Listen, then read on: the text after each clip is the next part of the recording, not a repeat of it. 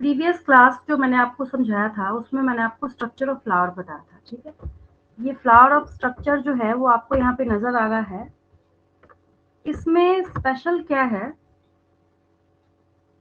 कि आपको इसके सारे पार्ट्स ऑलरेडी समझे हुए हैं। एक बार मैं फटाफट इसको रिवाइज करते हुए आगे बढ़ूँ, क्योंकि आज बेसिकली मुझे क्या है, ये स्ट्रक्चर ऑफ ओव्यूल समझाना है आज की क्लास में। जो मेन आपका एम है आज की क्लास के लिए, that is structure of ovule, ठीक है। उसके पहले एक रिवीजन सुनिए फटाफट। उसमें क्या है, सबसे पहली चीज कि मैंने आपको बताया था फ्लावर के जो ब्राइट कलर्ड और अट्रैक्टिव पार्ट है विच आर पेटल, और पेटल्स की एग्रीगेशन को हम लोग क्या बोलते हैं, कोरोला बोलते हैं, ठीक है। ये रहा कोरोला। तो एग्रीगेट्स ऑफ पेटल्स और होल ऑफ पेटल्स, इसको क्या बोलते हैं हम लोग, कोरोला बोलते हैं। ये हो गया कोरोला, ठीक है। देन ये जो यहाँ पे ग्रीन कलर पार्ट है फ्लावर में नीचे का, ये को सेपल बोलते हैं हम लोग, और इसकी एग्रीगेशन को, सेपल्स की एग्रीगेशन को, ये रहा यहाँ पे हो गया कैलिक्स। ये देखिए, इसके होल को हमने कैलिक्स बोला था। ये सब था पिछली क्लास में, मैंने आपको बताया था, बट रिवाइज करा रही हूँ बस, ठीक है। देन इसके बाद फ्लावर के अंदर एक सोलिन बेसल पोर्शन जो है, एक मिनट, दूसरा पेज स्किप हो गया।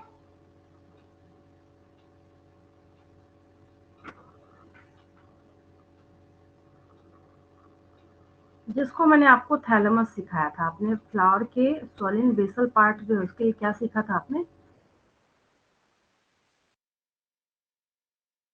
थैलेमस के लिए मैंने आपको 3 वर्ड सिखाए थे इसमें।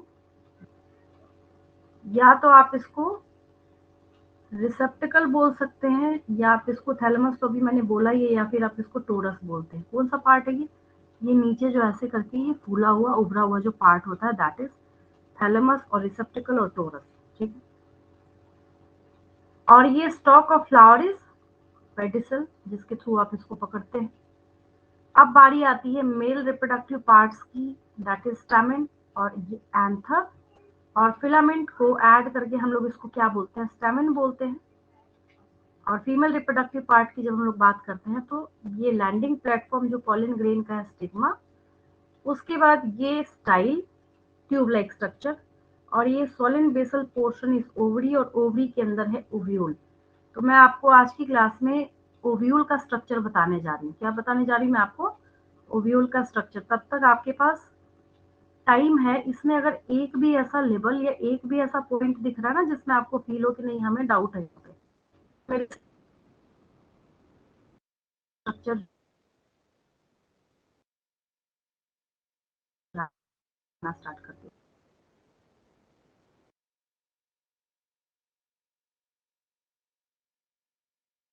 सारे मैंने आपको काफी डिटेल में, बच्चे को फिर भी अगर आपको लगता है कोई डाउट है तो आप पूछ, और किसी को आगे चले हम करते हैं। देखिए का चलिए देखिए,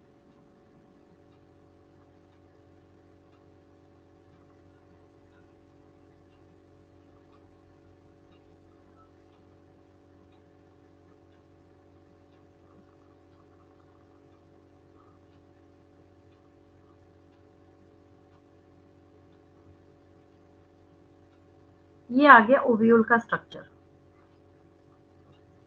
आज की क्लास में स्पेशल ये है, अगर अभी मैं आपको बोलूं कि बिना देखे हुए आपको ये डायग्राम विद प्रॉपर लेबलिंग बनाना है तो आप बोलेंगे नहीं हमें नहीं आता ये डायग्राम, ठीक है। और इसका एक एक वर्ड और एक एक टर्म जो है वो आपकी किताब में लिखा हुआ है। तो आप पहली बात तो इस चीज को दिमाग से निकाल दीजिए कि आपको कुछ एक्स्ट्रा या एडिशनल मैं बता रही हूँ, बिल्कुल आपके सिलेबस का है, ठीक है। और इस स्ट्रक्चर से बहुत सारे क्वेश्चंस पूछे जाते हैं, ठीक है। अब ये स्ट्रक्चर जो है इसने ऐसा बनाया है, लेकिन सबका अपना अपना बनाने का तरीका होता है। इसको मैं जब बनाती हूँ तो इस साइड से बनाती हूँ। बात समझ आ रही है, ठीक है। मैं पहले एक बार आपको बना के ये सारे स्ट्रक्चर्स और इसके जितने लेवल है शो कर देती हूँ, फिर मैं वापस इस डायग्राम पे आती हूँ, है ना। डायरेक्ट सिर्फ डायग्राम से बताऊँ तो वो आपको समझ नहीं आएगा। समझ आ भी जाएगा तो उतने अच्छे से नहीं आएगा। देखिए, हम लोग देख रहे हैं अभी स्ट्रक्चर ऑफ ओव्यूल। क्या देख रहे हैं? आप देख रहे हैं structure of ovule. Structure of ovule. Ovule का स्ट्रक्चर देख रहे हैं हम लोग। अब ये जो ओव्यूल का स्ट्रक्चर है, इसमें क्या है कि सबसे पहले हम लोग एक ऐसा स्पेसिफिक स्ट्रक्चर देखते हैं।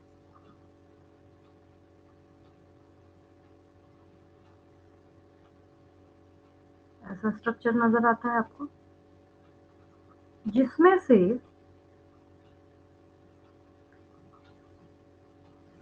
अगर हम लोग, और एक बात और है, यही ओव्यूल है जिसको आपने किसके अंदर देखा था? इस ओवरी के अंदर देखा था। याद आया आपको? अगर आपको लग रहा होगा कि मैंने कहाँ से बनाया इसको, तो मैंने ये आपको शो किया, रिप्रेजेंट किया कि ये स्ट्रक्चर कहाँ है, ओवरी के अंदर है। ठीक है, आप फटाफट समझते जाइए। तो इसमें क्या है, आपको यहाँ पे एक माउथ लाइक ओपनिंग दिख रहा है। ये सही में माउथ जैसा अपीयरेंस भी शो करता है जब डायग्राम वगैरह हम लोग बनाना स्टार्ट करते हैं। ठीक है, आपको इसको याद रखना है, एम फॉर माइक्रोपाइल और एम फॉर माउथ। मतलब माउथ लिखना नहीं है कभी एग्जाम में, याद रखने के लिए बता रही हूँ कि माउथ लाइक जो अपीयरेंस वाला यहाँ पे स्ट्रक्चर दिख रहा है, उसको हम लोग माइक्रोपाइल बोलते हैं। क्या बोलते हैं उसको हम लोग? ये जो स्ट्रक्चर है दैट इज माइक्रोपाइल। ठीक है, जब तक ये थोड़ा हैंग कर रहा है तब तक मैं और एक्सप्लेन कर देती हूँ, एटलीस्ट वॉइस तो आपको क्लियर जा ही रही होगी। देखिए,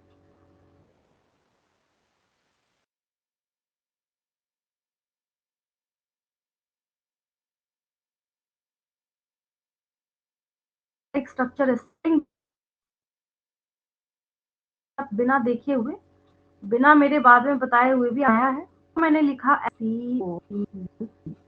ये जो माउथ लाइक स्ट्रक्चर है दैट इज माइक्रोपाइल। क्या बोलते हैं हम लोग इसको? माइक्रोपाइल बोलते हैं। ठीक है, समझ आया आपको? आपने लेवल नंबर 1 याद किया। ठीक है, किसी को भी 1 कर सकते थे, बट मुझे सबसे पहले यही यहाँ पे नजर आया तो मैंने इसको 1 कर दिया। ठीक है, अब मैंने आपको क्या बताया, अगर हम एक ओवरी को देखते तो ये पॉइंट जो है, तो ये पॉइंट क्या कर रहा है? कनेक्ट कर रहा है इससे। ये पॉइंट क्या कर रहा है? ओव्यूल का ये जो पॉइंट है ये ओवरी से कनेक्ट कर रहा है। तो इसका मतलब ये क्या हो गया? ये स्टॉक हो गया इसका। ये क्या हो गया? इसका स्टॉक हो गया। तो इस स्टॉक को हम लोग किस चीज का नेम देते हैं? इस स्टॉक को हम लोग नेम देते हैं, इसको हम कहते हैं फ्यूनिकल या फ्यूनिकुलस। मैं लिख देती हूँ यहाँ पे, इसके स्टॉक को हम लोग लेबल करते हैं, तो बाद में लिख दूंगी, पहले नाम ही लिख देती हूँ। फ्यूनिकल, FUNICLE, फ्यूनिकल और फ्यूनिकुलस। फ्यूनिकुलस नंबर 2 लेवल हो गया ये। देन अब इसके बीच में एक और प्रॉपर ऐसा ओवल सा बोल सकते हैं हम लोग, ओवल स्ट्रक्चर प्रेजेंट होता है। ये है एम्ब्रियो सैक। क्या है ये? Embryo sac. थर्ड, आप लोग 1 2 3 नहीं लिखिएगा, मैं आपको समझाने के लिए बता रही हूँ। हाँ, लेबल जरूर कर लीजिएगा। अगर मेरे साथ आप अभी रफ में ड्रॉ कर रहे हैं या फेयर में, जैसे भी कीजिए, तो आपको जिंदगी भर के लिए याद हो जाएगा। ठीक है, देन क्या है, आप जब ध्यान से नोटिस करेंगे तो आपको पता चलेगा इसमें क्या है, 2 इंटेगुमेंट्स प्रेजेंट होते हैं। इंटेगुमेंट्स मतलब कवरिंग होती है। क्या होते हैं इसमें? 2 इंटेगुमेंट्स होते हैं। बाहर वाले को हम लोग बोलते हैं आउटर इंटेगुमेंट। इंटेगुमेंट मतलब कवरिंग होती है। आउटर इंटेगुमेंट, और अंदर वाले को हम लोग बोलते हैं इनर इंटेगुमेंट। क्या बोलते हैं हम लोग इसको? Inner integument. तो ये हो गया 4 एंड 5। ठीक है, बाहर वाली कवरिंग को हम लोग क्या बोलते हैं, आउटर इंटेगुमेंट, और अंदर वाली कवरिंग को इनर इंटेगुमेंट। ठीक है, उसके अंदर क्या प्रेजेंट है, ये एम्ब्रियो सैक प्रेजेंट है। ठीक है, अब इस एम्ब्रियो सैक के स्ट्रक्चर को जब ध्यान से देखना स्टार्ट करते हैं, जब हम लोग इसको एनालाइज करते हैं, तो हमें क्या पता चलता है कि इसके अपर साइड में 3 1 2 3, ये क्या है यहाँ पे 2 एंड 3, एक साथ ही मैं यहाँ से कर देती हूँ ऐसे। ये जो स्ट्रक्चर है यहाँ पे, दीज आर एंटीपोडल, राधे शोर नहीं करो, या तो हम लोग इसको बोल सकते हैं एंटीपोडल्स, PODALS, और एंटीपोडल सेल्स, और एंटीपोडल सेल्स, और हम लोग इसको क्या बोलते हैं, एंटीपोडल सेल्स बोलते हैं। ठीक है, अभी मैं नंबर नहीं लिख रही, इसका रीजन क्या है मैं बताती हूँ आपको। इसके मिड पार्ट में यहाँ प्रेजेंट है 2 पोलर न्यूक्लियाई, 1 एंड 2। नहीं बेटा, यहाँ पे है 2, हम धीरे से करें, हाँ 2 polar nuclei, 2 polar nuclei, NuCl। Nucleus का प्लूरल क्या होता है, न्यूक्लियाई होता है, NuClEI। बीच में आपको क्या दिख रहा है, 2 पोलर न्यूक्लियाई है। ठीक है, यहाँ नीचे मिड में एक एग प्रेजेंट होगा, और इसके साइड साइड में 2 सिनर्जिड्स होंगे। ठीक है, ये हो गया मिड में एक स्ट्रक्चर है, दैट इज 1 एग। क्या है ये, 1 एग, और इसके साइड साइड में है यहाँ पे ये जो स्ट्रक्चर है, दीज आर 2 सिनर्जिड्स, SYNERGIDS,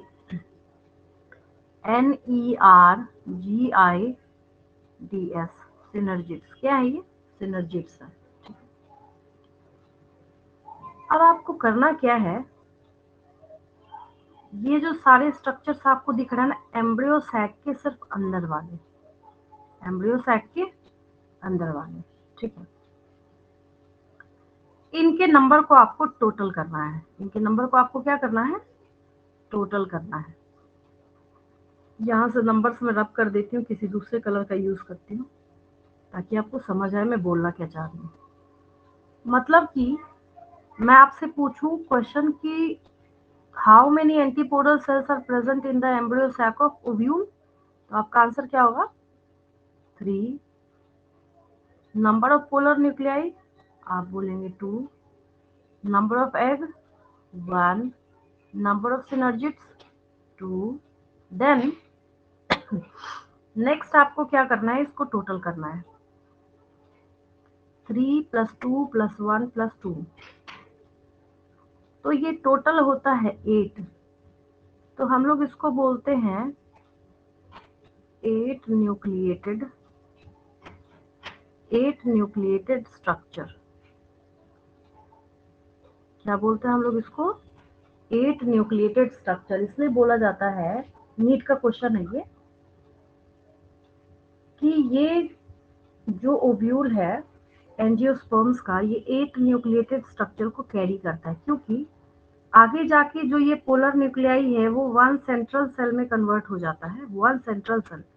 तो पूछा जाएगा कितना न्यूक्लिएटेड स्ट्रक्चर है, तो हम लोग वहाँ पे 8 को मार्क करते हैं। अगर पूछा जाएगा कितना सेल्ड स्ट्रक्चर है, तो हम लोग वहाँ पे किसको मार्क करते हैं, उस केस में और उस कंडीशन में हम लोग 7 को मार्क करते हैं। मेरी बात समझ आई आपको, एक एक लेवल इसमें से समझ आया आपको, उसमें समझने में कोई दिक्कत तो नहीं, क्रिस्टल क्लियर है बिल्कुल, यहाँ तक कोई दिक्कत तो नहीं।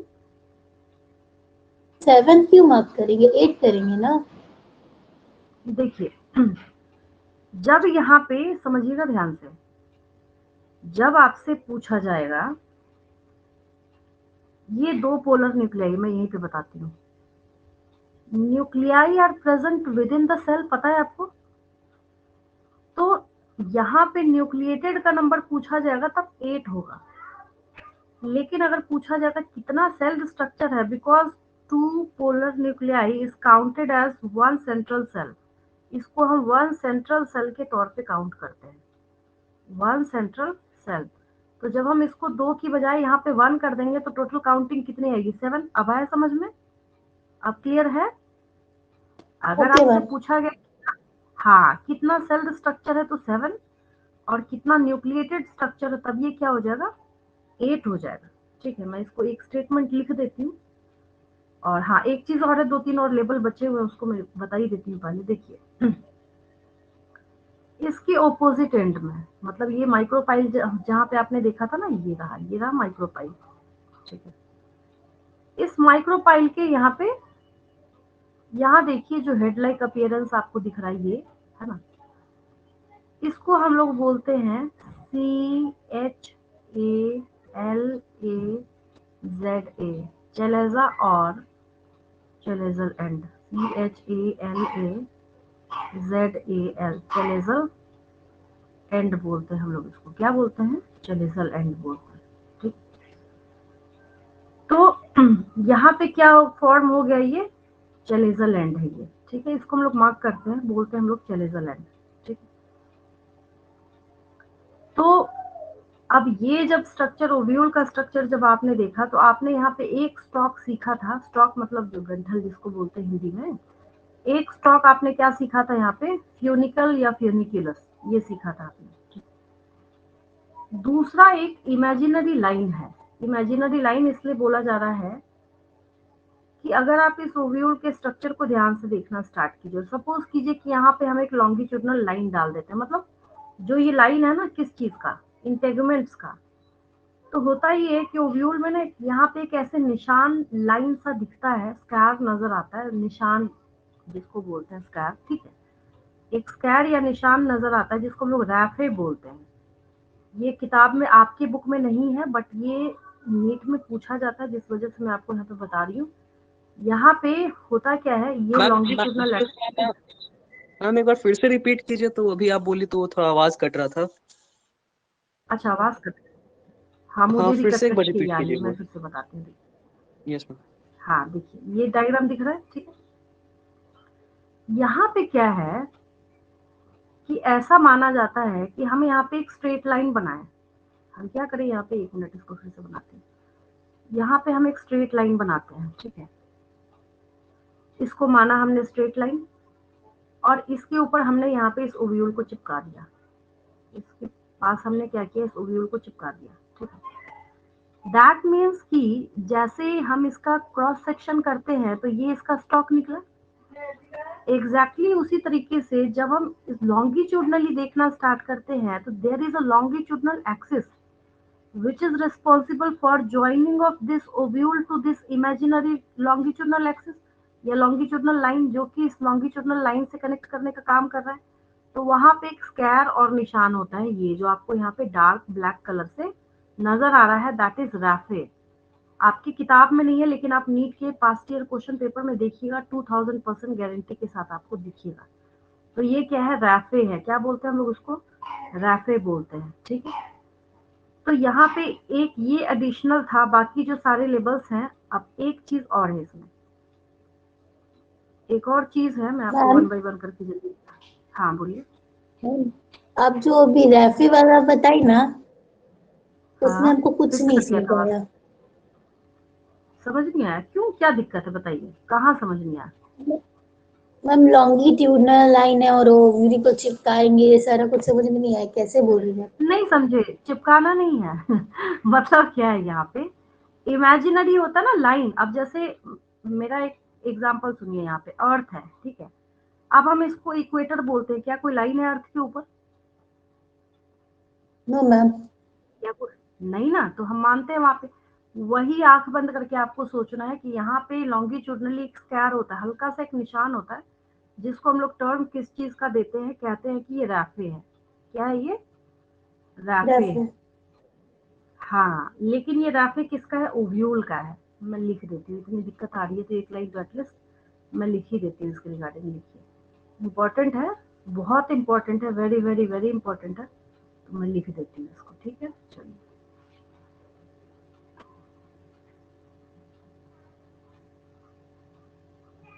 मैंने आपको बताया RAPHE,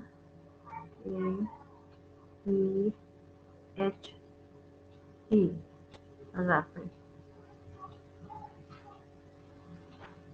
रैफे क्या हो गया? द रैफे, शायद लिखने के बाद आपको और अच्छा समझ आए। The raphe is the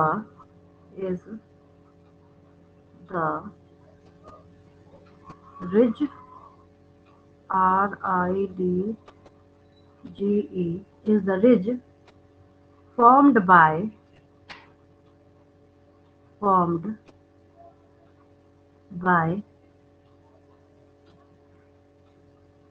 union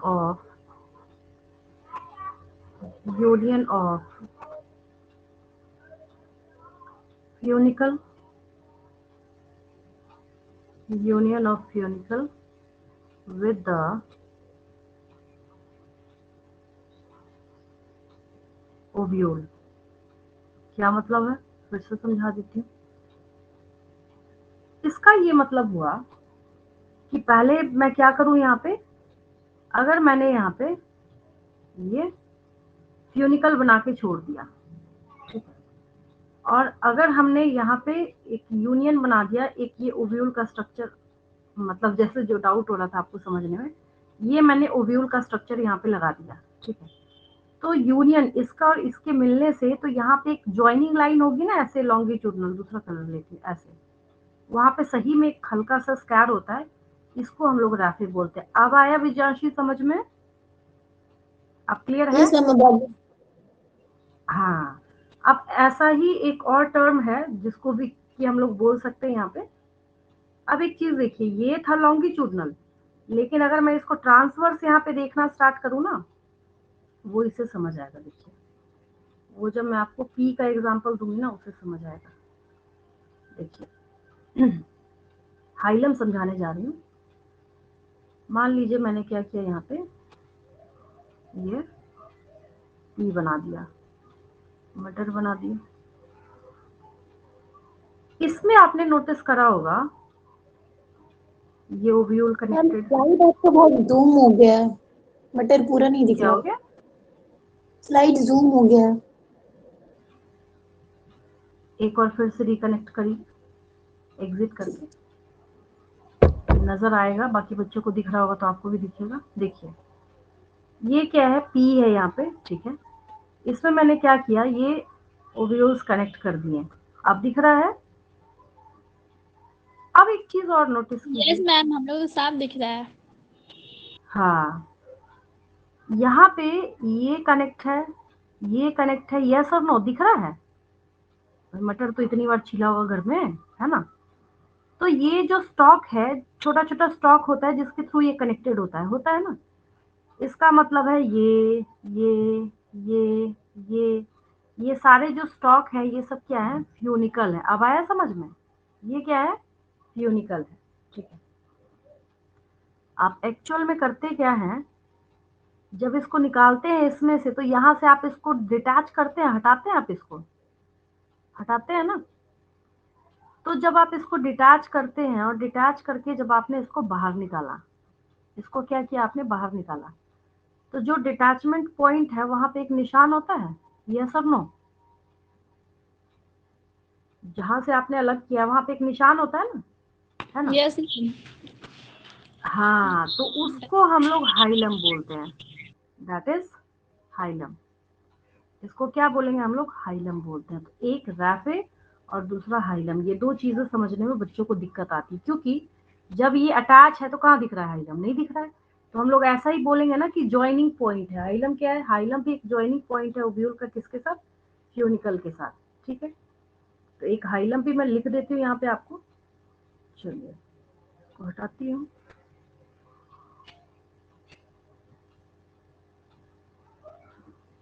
चलिए, नेक्स्ट है ये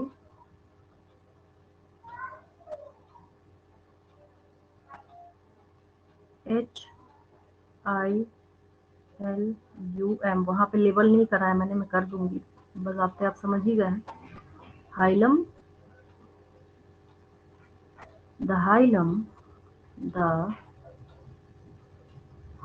is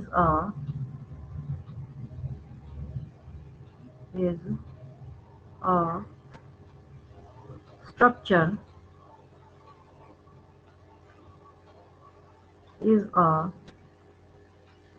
structure through which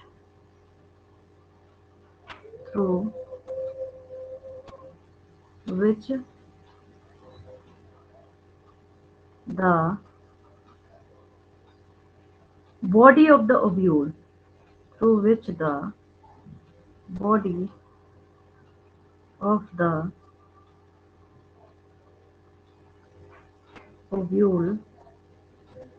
remains attached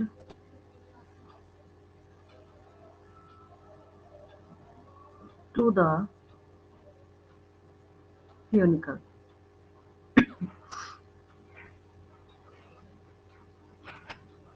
किसके साथ अटैच होगा? ये फ्यूनिकल के साथ अटैच होगा। तो मैं लेबल कर देती हूँ, वहां पे है भी हालांकि आपके पास। ये तो मैं खुद बना के आपको समझा रही थी ताकि आपको सारी चीजें बिल्कुल क्रिस्टल क्लियर हो, कहीं पे समझने में कोई दिक्कत ना आए, है ना। ये तो मैंने बनाया भी है, तो जैसे होता नहीं कि कई बार हम ही जब पढ़ते थे तो कहते थे ये डायग्राम ये तो ऑलरेडी बना हुआ है, हमें कैसे पता कि कैसे बनेगा, है ना। तो बनाने से क्या होता है, एक एक स्ट्रक्चर कहाँ पे क्या प्रेजेंट है, अवेलेबल है, सारी चीजें आपकी समझ में आ गई होंगी। ठीक, चलते हैं हम लोग।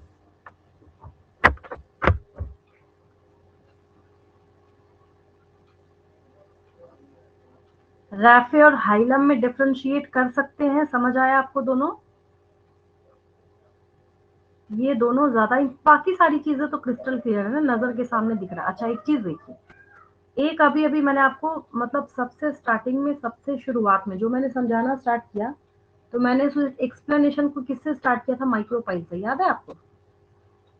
अगर मैं आपसे पूछूं कि आपने माइक्रोपाइल देखा है, तो आपने देखा है, कहाँ देखा है बताइए तो? माइक्रोपाइल कहाँ देखा है आपने? घर, अपने घर में याद कीजिए, कहाँ देखा है माइक्रोपाइल? अगर आपके हाथ में कोई सीड है तो उसमें माइक्रोपाइल आपने कहाँ देखा है?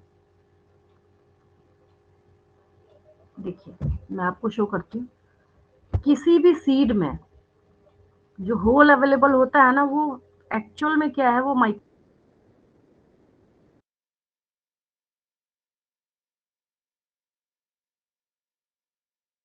क्या था, वो माइक्रो, इसमें इमेजेस अवेलेबल हैं, नजर भी आएगा आपको, आज थोड़ा स्लो काम कर रहा है।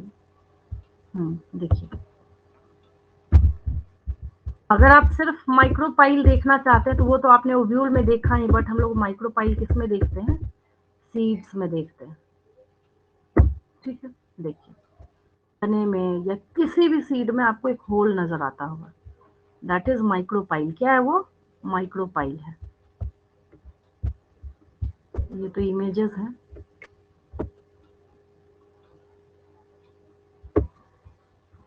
कितना बढ़िया इसमें दिख रहा है, देखिए।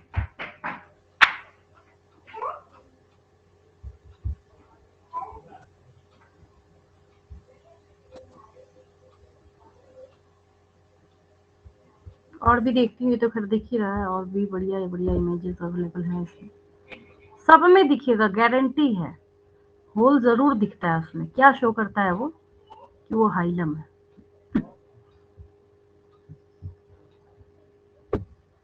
कितना बढ़िया दिख रहा है इसमें, ये देखिए।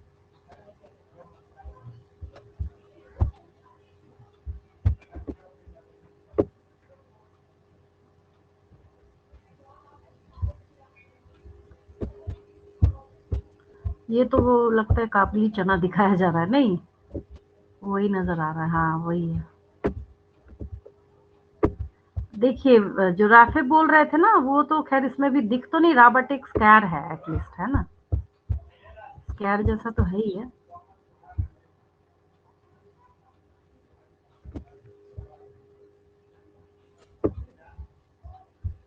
चलिए हो गया। माइक्रोपाइल में क्या है, यहाँ पे एक होल दिख रहा है, और जो इसका डिटैचमेंट पॉइंट था वहां पे ये कह रहा है डीप हाइलम। क्या अवेलेबल है यहाँ पे? ये डीप हाइलम जो है इस बेचारे के पास प्रेजेंट है। दूसरी चीज ये है कि ये हालांकि पता तो नहीं चल रहा, बट यहाँ पे ये जो निशान है ना ऐसे इस तरीके से, इसको ये क्या बोल रहा है? रैफे। यहाँ पे क्या दिख रहा है? तो वही चीज है जो लॉन्गिट्यूडनल एक्सिस पर जो निशान या स्क्वायर जो दिखता है उसको रैफे बोलते हैं। हम लोग क्या बोलते हैं? रैफे बोलते हैं। और आप अपने घर में ना जितने सीड्स आपके पास अवेलेबल हैं सब में जाके देखिए ध्यान से, आपको एक होल दिखेगा। दैट इज, वो जो होल है ना, दैट इज माइक्रोपाइल। क्या है? माइक्रोपाइल है। और जहां से आप उसको तोड़ते हैं वो क्या है? वो होगा आपका जो मतलब स्टॉक, जहां से आपने उसको तोड़ा उसके बाद जो निशान बनेगा दैट इज हाइलम। तो अलग से हम लोग देखते हैं हाइलम इन सीड्स, ये भी नजर आएगा। जैसे मटर छिला तोड़ते हैं वहां पे होता है ना निशान, तो वो सब क्या हाइलम है। सब क्या है? हाइलम है। वो तो साफ साफ नजर आ रहा होता है, देखिए ना, जहां जहां से आपने तोड़ा है इसको वो क्या है? हाइलम है। ये तो खैर सबसे बढ़िया था जो भी देखा आपने। अब उतना कौन, छोटे से सीड को उतना कौन जूम करके बार बार इमेज पिक्चर ले, है ना? फिर भी लोगों ने कोशिश तो करी है। इमेजेस हैं, बाकी तो डायग्राम्स ही हैं।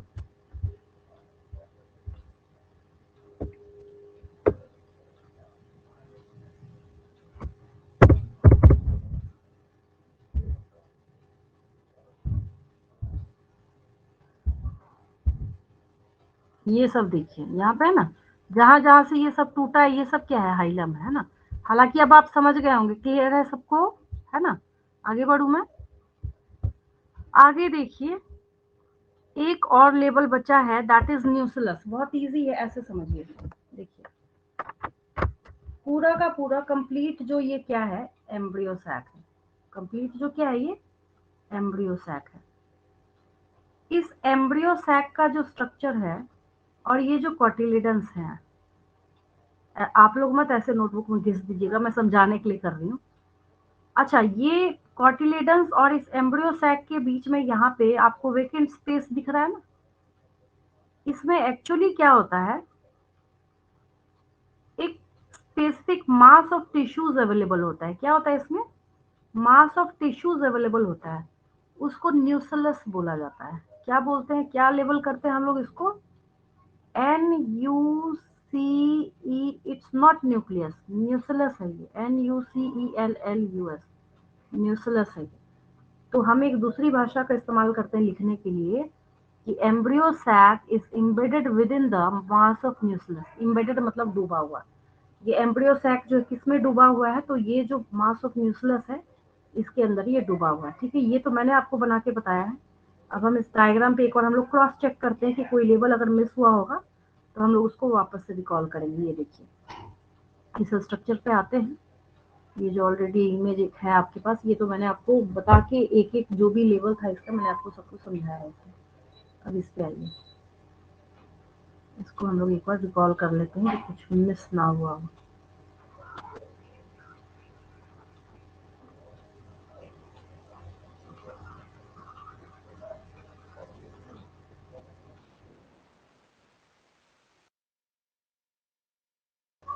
देखिए, फ्यूल को क्या बोलते हैं? Funicle. The mouth like opening is micropyle. ये तो बीच में बाद में चलेंगे। Two integuments are present. Outer one is outer integument and inner one is inner integument. अब यहाँ पे जो मैं आपको बार बार बोल रही थी कि the embryo sac is embedded within the specific mass of tissues which is known as nucleus. समझ आया? देन अब यहाँ पे ये ट्रांसवर्स लाइन है ना, जहां से ये फ्यूनिकल इस ओव्यूल से अटैच है, that is hilum. And longitudinal ridge, RIDGE, ridge जो है एक यहाँ पे, दैट इज रैफे। अब इसके एंड में यहाँ पे चले जाइए, चेलेजल एंड और चेलेजा। ठीक है, अब हम एम्ब्रियो सैक के अंदर के स्ट्रक्चर की बात करते हैं। ठीक है, अपर साइड में 3 antipodal cells, in mid 2 polar nuclei, जिसको यहाँ पे डेफिनेटिव न्यूक्लियस बोला जा रहा है, सेकेंडरी न्यूक्लियस बोला जा रहा है। ठीक है, then 1 egg and 2 synergids, 1 egg and 2 synergids। क्या है इसके पास? 2 synergids है। क्या है इसके पास? 2 synergids। इसमें से कोई ऐसा लेवल है जो आपको समझ नहीं आया हो?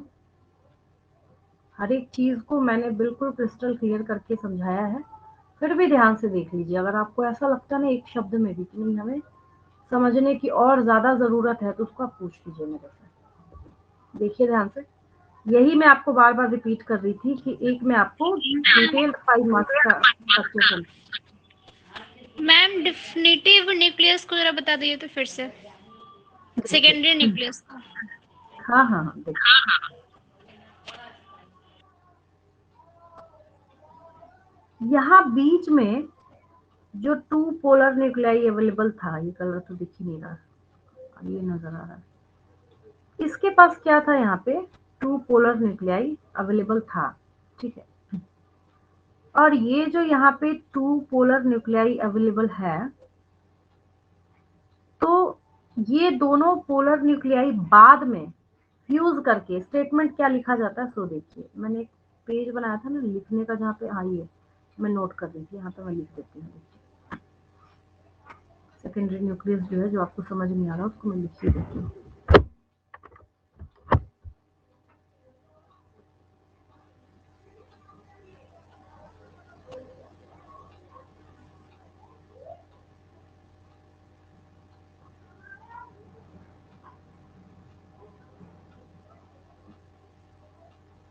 सेकेंडरी न्यूक्लियस,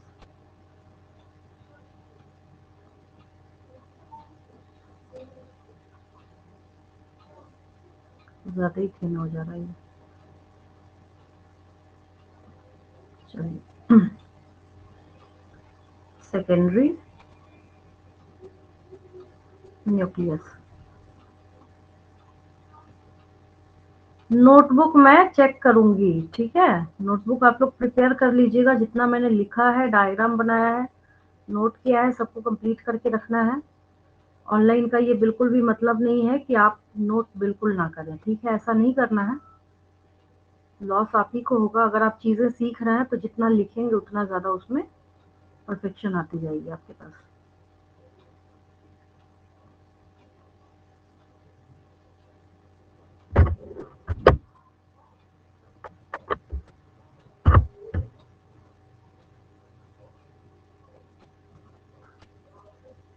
मैं तो इसके हैंग करने से परेशान हूँ, बहुत ज़्यादा हैंग करता है।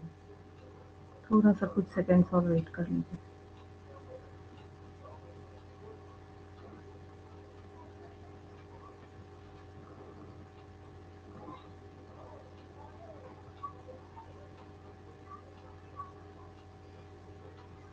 Secondary nucleus, the polar nuclei, the polar nuclei मैंने आपको 2 बताया था बीच में। The polar nuclei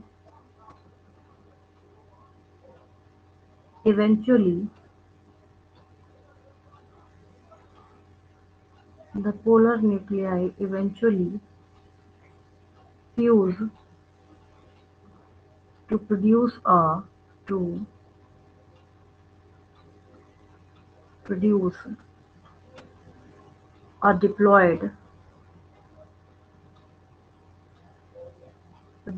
a diploid secondary। अब आया समझ में? कुछ नहीं, यही पोलर न्यूक्लियाई जो है वो फ्यूज कर जाते हैं और बाद में क्या करते हैं, ये सेकेंडरी न्यूक्लियस बनाते हैं। तो क्या क्वेश्चन का आंसर निकला? What is the ploidy of secondary nucleus? 2n। What is the ploidy of polar nuclei? It's also 2n। इसकी प्लॉइडी भी 2n होगी। चलिए, हो गया।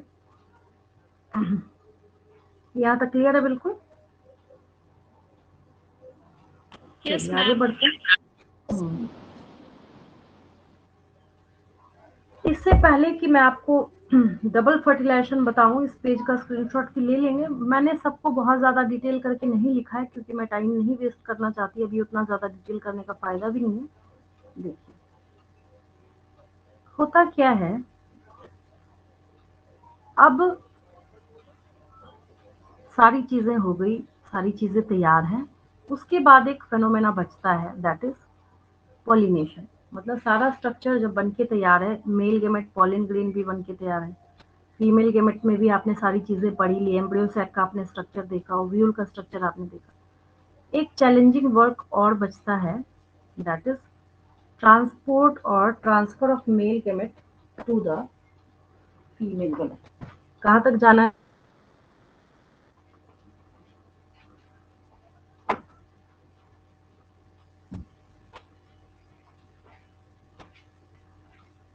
तो इस प्रोसेस को हम लोग क्या बोलते हैं? पॉलिनेशन बोलते हैं। अगर कोई आपसे बोले डिफाइन पॉलिनेशन, अगर कोई क्या बोले आपसे डिफाइन पॉलिनेशन, आपको बिल्कुल सिंपल सी एक बात बोलनी है, क्या? Transfer of pollen grains from anther to the stigma. जहां बैठे वहीं बोल के देखिए, रिपीट कीजिए, क्या बोला मैंने? Transfer of pollen grains from anther to the stigma. समझ आया क्या बोला मैंने? Transfer of pollen grains from anther to the stigma is known as pollination. यानी कि जब सारी तैयारी हो गई, मेल गेमेट फीमेल गेमेट सब बन के तैयार है, सब कुछ हो गया, तो एक चैलेंजिंग जॉब बचता है, एक इंपॉर्टेंट वर्क यहाँ पे बचता है, दैट इज क्या बचता है? वो पॉलिनेशन का काम बचता है। ठीक है, मैंने डेफिनेशन नहीं लिखा, आप खुद से लिखिए उसको, मैंने 4 बार रिपीट किया, फिर से बोल देती हूँ। Transfer of pollen grains from anther to the stigma. Pollen grains का एंथर से निकल के स्टिग्मा तक ट्रांसफर होने को हम लोग पॉलिनेशन बोलते हैं। और इसके लिए बहुत सारे एजेंट्स की हम लोगों को रिक्वायरमेंट होती है, ज़रूरत होती है। हमें इसके लिए क्या चाहिए? बहुत सारे एजेंट्स चाहिए। वो एजेंट कैसे हो सकते हैं? बायोटिक भी हो सकते हैं, अबायोटिक भी हो सकते हैं। मैंने आपको पॉलिनेशन की डेफिनेशन याद करा दी है ना। देन क्या है, ये जो एजेंट्स हैं, ये जो सारे क्या हैं? एजेंट है। ये बायोटिक भी हो सकते हैं, अबायोटिक भी हो सकते हैं। ठीक है, जैसे एक पेज अभी मैं ला रही हूँ, उसका स्क्रीनशॉट लेंगे, इसमें से एक भी ऐसा शब्द नहीं है जो कि नीट के पेपर में ना पूछा गया हो। ईच एंड एवरी ईयर इसमें से कुछ ना कुछ, थोड़ा लेट काम कर रहा है, ये आ ही रहा है, जरूर पूछा जाता है। मतलब बहुत ही सिंप्लीफाई करके मैंने उसको लिख रखा है, मैं समझाती हूँ आपको। देखिए आ गया। पहले इसको समझाने के पहले स्क्रीनशॉट ले लीजिए इसका, बिल्कुल अभी के अभी मैं आपको इसको याद करा दूंगी। ठीक है, देखिए आप बचपन से सीखते आ रहे हैं कि जो नॉन लिविंग फैक्टर्स होते हैं उसको हम लोग अबायोटिक बोलते हैं। पॉलिनेशन कराने वाले एजेंट दो तरह के हो सकते हैं, एक होते हैं अबायोटिक एजेंट्स और दूसरे होते हैं बायोटिक एजेंट्स। मतलब ये हो गया नॉन लिविंग, ये क्या हो गए? नॉन लिविंग, और ये हो गए लिविंग एजेंट्स। पता ही आपको सारे। अबायोटिक एजेंट्स दो ही होते हैं, पता ही आपको, या तो हवा होगा या पानी होगा। अगर विंड पॉलिनेशन कराने का काम करे तो उसको हम लोग अनीमोफिली बोलते हैं, ANEMOPHILY। The pollination by wind is termed as, और नीचे आपको 4 ऑप्शन दिए जाएंगे, टिक किसको करना है? अनीमोफिली को करना है। The pollination by water is termed as hydro, मतलब तो ऐसे भी वाटर होता है, इज टर्म्ड एज हाइड्रोफिली। ठीक है, दो याद हो गए आपको, anemophily and hydrophily. Abiotic agent finish, बहुत ज्यादा और डिटेलिंग है, वो मैं अभी नहीं बताऊंगी, वो आपको क्लास 12th में पढ़ना है। बट फैक्टर्स तो मैं हमेशा ही शुरुआत में ही बताती हूँ, एजेंट्स जो है, क्योंकि ये जरूरी है। ठीक है, आगे बायोटिक एजेंट्स जो हैं ये इंसेक्ट भी हो सकते हैं, मतलब कोई कीड़ा मकोड़ा भी हो सकता है, कोई बर्ड भी हो सकती है, बैट्स भी हो सकते हैं, स्नेल्स भी हो सकते हैं, कोई अदर एनिमल भी हो सकता है, एंट्स भी हो सकते हैं। जब कोई इंसेक्ट, जैसे अगर कोई आपसे पूछे बताओ स्टडी ऑफ इंसेक्ट को क्या बोलते हैं, तो हम लोग उसको एंटोमोलॉजी बोलते हैं। तो इंसेक्ट जब पॉलिनेशन कराए तो उसको हम लोग एंटोमोफिली बोलते हैं। क्या बोलते हैं? एंटोमोफिली बोलते हैं। बर्ड्स जब पॉलिनेशन कराए तो उसको हम लोग क्या बोलते हैं? ऑर्निथोफिली बोलते हैं। क्या बोलते हैं उसको हम लोग? ऑर्निथोफिली बोलते हैं, ठीक है। बैट्स जब पॉलिनेशन कराए, एक दुनिया का इकलौता फ्लाइंग मैमल, पता ही आपको, चमगादड़ जिसको बोलते हैं, बैट्स जब पॉलिनेशन कराए तो इसको कई लोग कायरोटेरोफिली बोलते हैं, कई लोग इसको चिरप्टेरोफिली बोलते हैं। आपको जो प्रोनाउंसिएशन करना है कीजिए, स्पेलिंग चेंज नहीं होने वाली। CHIROPTEROPHILY, ठीक है। जब पॉलिनेशन स्नेल्स एंड स्लग्स कराते हैं उसको हम लोग मलेकोफिली बोलते हैं। क्या बोलते हैं? मलेकोफिली बोलते हैं। एम्स में बहुत ज्यादा पूछा जाता था, या BHU वगैरह जब अलग से एग्जाम लेते थे, मलेकोफिली बहुत ज्यादा पूछा जाता है। और जब कोई भी दुनिया का एनिमल कराए तो उसको हम लोग क्या, वो कोई भी XYZ हो सकता है, दैट इज जूफिली।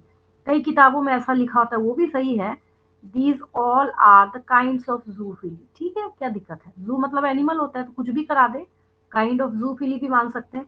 जब एंड्स कराए तो हम लोग इसको क्या बोलते हैं? मिर्मेकोफिली बोलते हैं। ये सब कैसे याद करेंगे? आपने एक बार, दो बार, तीन बार रिकॉल किया, जब कभी भी क्लास में बैठेंगे एक साथ, एक दूसरे से पूछ सकते हैं आप क्विज के फॉर्म में या फिर गेम के तौर पे कि किसको कितना याद है, उस पर मार्क्स डिसाइड कर सकते हैं। तो ऐसे करके आपको क्या करना है, इसको याद करना है, उससे ये इजीली याद होता चला जाता है, ठीक है। कई बार क्या होता है, स्टूडेंट्स के पास ये क्वेरी होती है कि स्नेल्स तो ठीक है, ये स्लग्स क्या होते हैं? इसको भी देखा है आपने? ये देखिए, ये तो हो गया, ये क्या है आपके पास? ये स्नेल है, ये तो आपने देखा है, इसके ऊपर कैल्शियम कार्बोनेट की कवरिंग होती है, ठीक है। ये स्लग्स है, देखा है ना आपने? देखा जरूर होगा बट आप जानते नहीं कि इसको हम लोग स्लग बोलते हैं, है ना? ये स्लग्स है। तो मलेकोफिली का मतलब है कि चाहे उसमें स्नेल्स पॉलिनेशन कराए या स्लग पॉलिनेशन कराए, उसको हम लोग किसका टर्म देंगे? उसको हम लोग मलेकोफिली का टर्म देते हैं। तो मैंने यहाँ पे लिखा भी है, it refers to the pollination brought about by snails and slugs. एक ही एग्जाम्पल आपको अभी नहीं सीखना है तो रहने दीजिए, जिन बच्चों को पढ़ना था मैंने उनको एक एग्जाम्पल बताया था इसका, एलोकेसिया, ठीक है। एग्जाम्स वगैरह में पूछा जाता है, इसका स्क्रीनशॉट ले लेंगे।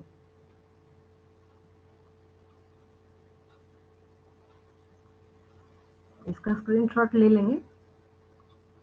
अब देखिए, मैं आपको एक आगे का टारगेट बताती हूँ। अब आपको समझ आया, मैंने डे 1 कराने के पहले आपको बोला था कि एंजियोस्पर्म्स में से मोर देन 100 क्वेश्चंस निकाले जा सकते हैं। अब आपको लग रहा है कि 100 कम बोला था मैंने, 200 से ऊपर बहुत क्वेश्चंस बनते हैं इससे। एंजियोस्पर्म्स की पढ़ाई अगर कोई डिटेल में करे, हालांकि उतना डिटेल और इतना भी नहीं मैं कराऊंगी कि आपके सर में दर्द हो जाए, बट जितना सिलेबस में उतना तो आपको करना ही है।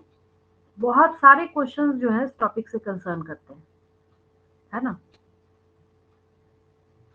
यहाँ तक कर लिया होगा आपने, आपको कोई दिक्कत या डाउट तो नहीं इसमें? क्लियर है बिल्कुल सबको?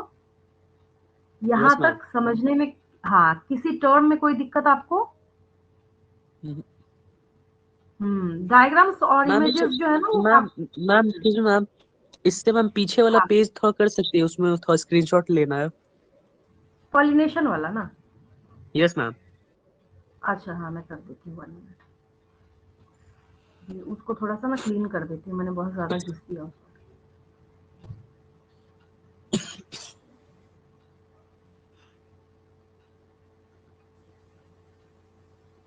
इसका ले लिया था ना स्क्रीनशॉट, इस पेज का?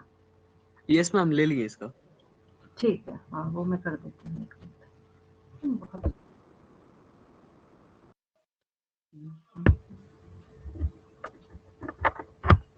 रुक जा, इसको क्लीन कर देती हूँ, तो जाना चाहिए। यस मैम, हो गया।